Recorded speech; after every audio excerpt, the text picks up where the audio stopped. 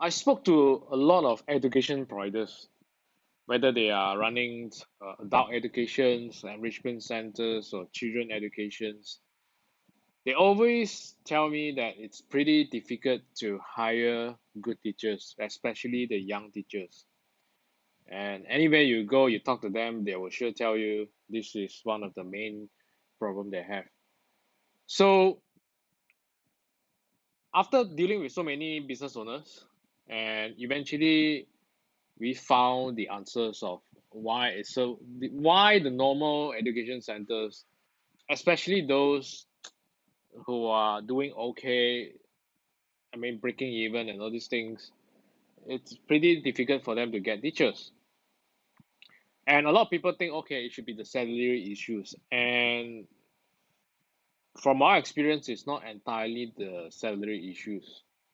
Okay, it plays a role, but it's not critical enough that even though you pay them that much, they might join you. So it won't be the factor won't be big until that critical. I mean, salary is everything factors. So what you find out is that the number one question you need to ask yourself is why they should join you. Why these teachers, these good teachers, they should join you. And to answer this question is not to say that you are how good are you, how nice are you, and all these things. They don't care about all these things. Like I say, these young people, they don't just work entirely for money. They need to have a purpose. They need to see whether they have a future if they choose to work in your company, in your business. So go back to the question just now, which is why you think they should join your business, they should join your companies. And can they see futures if they join your company? I mean, they need to have a purpose, they need to have a mission. And do you think you, as a founder, can convince them with your missions or with your purpose? Do you even have a mission and purpose when you started this education business or not? Or it just simply you just want to what bypass some times or just want to simply get a little bit of money and that's it. So what do you think that these good and especially these young teachers who are good, what do they think if they come in and they see you as a founder and the as a business, the entire business itself, they can't even see where they are heading 2 years or 1 year from now. And you have to ask yourself why this is happening and what's the purpose of you starting this business. Okay. And if you really want to hire those good teachers and especially those young good teachers, you need to start upgrade everything's including your personal development, including the business development, including the business facilities, your missions, your visions, everything have to be upgraded at the same time. Because let's say for example, if your facilities is just so compared to other centers, and do you think these young people who like fun environment, who like to work with a very fresh environment, when they walk inside in your centers and your business, do you think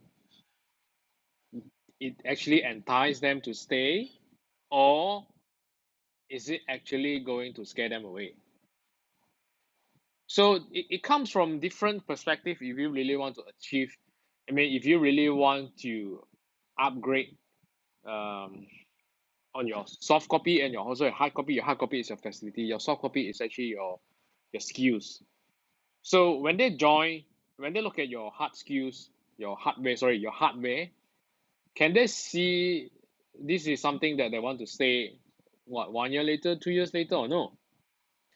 And the second thing is that in terms of software, which is when I join this company, can I learn something or not? Or it's just I'm just purely teaching that's it.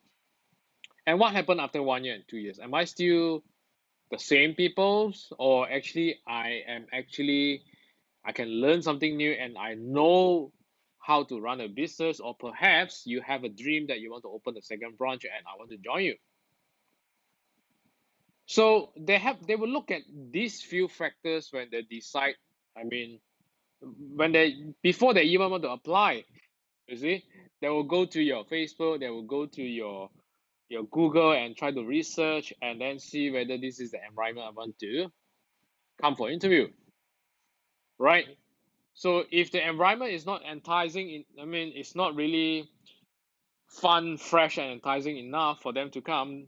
I mean, regardless of how much money it offers, I mean, probably just one or two will turn up, but most of the young people, the good one, will try to look for other alternatives.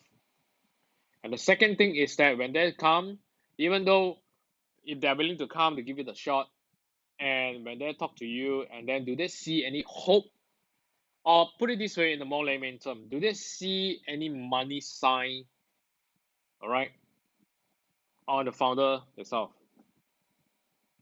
It means that can you guide me to make more money after 2 years? Or after 2 years, am I just driving the same old second-hand cars, which I can't I can't even foresee how much I'm going to make after 2 years. Perhaps you're going to go bankrupt. Perhaps uh, the business don't exist anymore after 2 years. So you have to ask yourself. I mean, you have to ask yourself how to improve this situation. And from the various factors that I mentioned just now, your your software and your hardware. So you need to upgrade this at the same time in order to attract more young teachers, the good one, to come and work for you, even though you pay them an average salaries. But if you make them to be able to see by working with you, and they see that actually how I mean how capable are you in generating money and in learning in terms of actually going for a lot of personal development, and in return they actually can learn something from you as a role model, they will stick with you and they will work as hard as they can for you just to make the dream successful so that they can be part of the business. So this is the main reason what we found out, all right, after talking to so many, after interviewing with so many business owners also in education industries. That's the number one reasons. So in order to solve, I mean, the root cause, in order to go down to the root cause of this, is that you have to ask yourself why you study business, okay? And when you say you want to start it as big, so do you equip enough with an entrepreneurial mindset, with the entrepreneur skills in order to grow the business or not? It's useless actually. You just keep telling your staff and your teachers and say we want to go big, we want to go big, but what they see is that you just pure talk. There's no actions. There's no aggressive growing. I mean, for the business. All right. So everything goes down to the root cause, which is you need to, when you start a business, make sure you are the number one in the business. If you start a business just to bypass sometimes or just to make some little money, don't expect these young and good teachers will join you because they deserve to be at a better place. So end up, what you can get is that those teachers who think as small as you, who don't have a high standards of living, who don't have a high demands of personal growth. It just pure. I mean, it's the same thing like uh, they just want to bypass sometimes, and then so how do you think their quality of teachings, your students, your customers? So because they're just purely, I would just want to have a stable jobs and that's it. So you will see that actually the quality of the way they teach or the way they deal with customer is always the same. Perhaps it's the same quality like you, and it always, I mean, at the end, you will only break down the business because you're not working with the top people. You're actually attracting the lower quality peoples or just average quality peoples who just want to join you. Which, if you ask them to work harder, they'll probably tell you no. All right, because I got my salaries. This is what I want. I don't expect to actually have a bigger cars, to have a bigger self improvement. This is what I want. Whereas if you are managed to upgrade your hardware and software, these young and good teachers with high ambitions, with high requirements, and if they can see the money side and also they can see the hope from you as a founder, they will actually work for you.